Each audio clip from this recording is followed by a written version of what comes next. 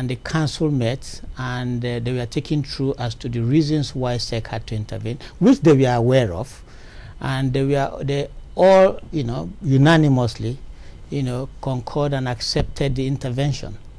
And we knew there was no way we could continue working, because we needed a council which would be independent of the management itself to sort of, agree on policy guidelines.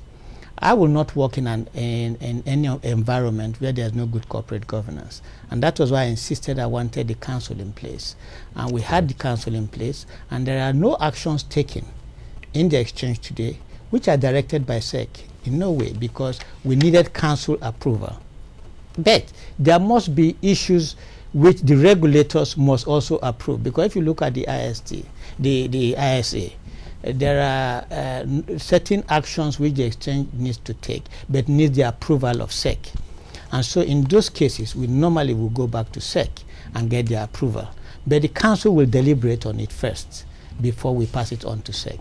So since the major reason why we are there is to institute good corporate governance, we must be seen to be practicing good corporate governance, which is what we are trying to put in place. So to answer the question, the council is completely independent, and the council takes all decisions. Well, when I say decisions, that's policy decisions.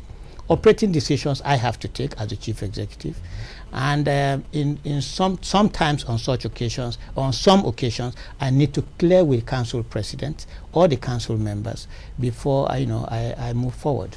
Very interesting. You look like a man with a mind of his own. In the last 100 days, have you had to run head-to-head with Arumaute at SEC or with the Minister of Finance, Dr. Aganga, on some of the decisions you need to take moving forward? See, the good thing is the two people you've mentioned are people who really do not want to interfere, but just want the proper things done. I have never spoken to the Minister of Finance on any issue. He will not even want to talk to me because he knows SEC is directly regulating the exchange. So if he has any issues, he will discuss with SEC. And SEC will not interfere in the operations of the exchange, except on a monthly basis we send our reports, which is the normal process that has always been there. And those reports are sent to them. And if there are issues they need clarification on, we clear them. But like I said, the council and the management run the exchange for now.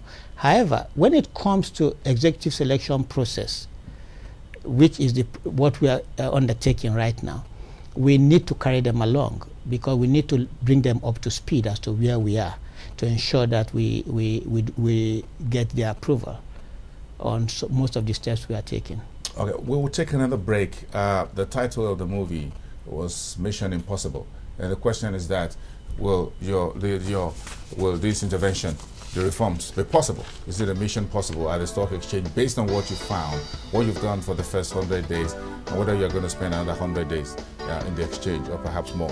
We'll come to that after the break. Femi Awuyemi, please hang in there with us through. I'm sure you do part of this for us in this part of, after the third part of this very special edition of the program. You're watching Business Morning this Wednesday, the 17th of November. We'll be back after the break with a special interview.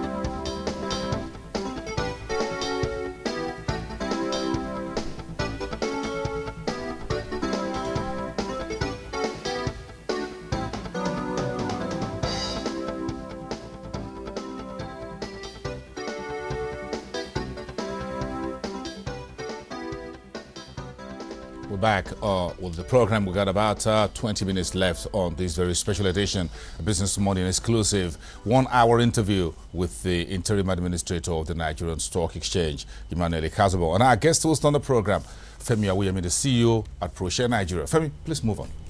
Well, one thing those who are in support of the interim administrator or not would agree on is a question of is the issue of reporting, meeting the listing requirements of sending in reports in there.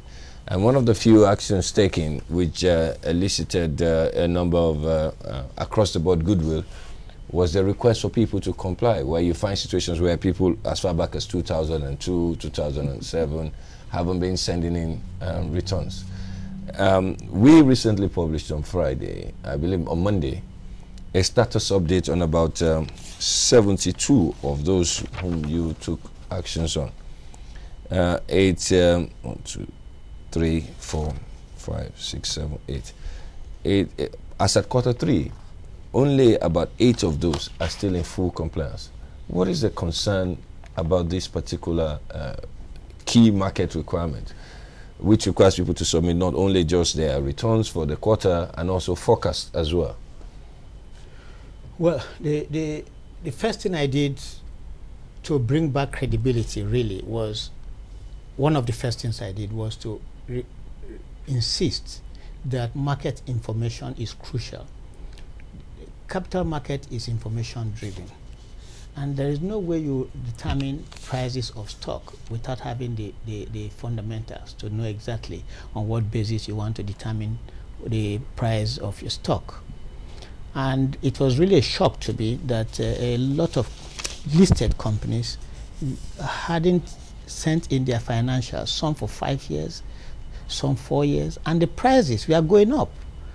And so we had to give a directive that any company that does not send in their financials as at a particular date, we're giving them 30 days notice to send in those financials, which most of them eventually did. The area of concern now is the quarterly. All the financials to 2009, for those who have not submitted, the delisting process is going to start soon, of getting them delisted from the exchange. But the processes we have used was to say, if you do not submit, we put you on technical suspension. After 2 weeks, if you still do not submit, it goes on full suspension. Then after 30 days of that, then the delisting process begins. And so a lot of them have been complying, but we have a number of them, about 11, on whom the delisting process will commence in